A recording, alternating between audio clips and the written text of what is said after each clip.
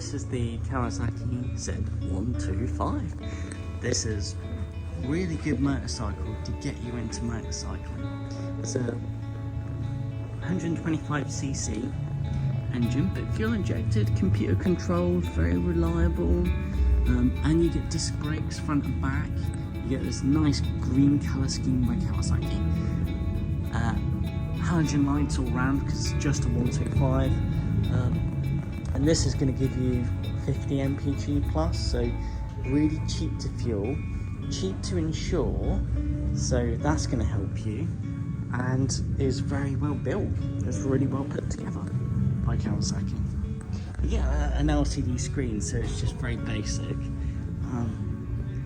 but yeah, still silver frame. That's pretty interesting, silver frame, and decent seat.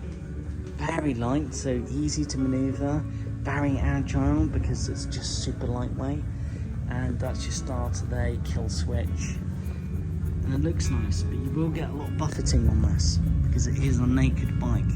So if you want wind protection, you need to be looking at something like a Ninja 125, so you get decent fuel, decent wind protection. But yeah, look at that for MPG. I don't think even a smart car can get that sort of MPG.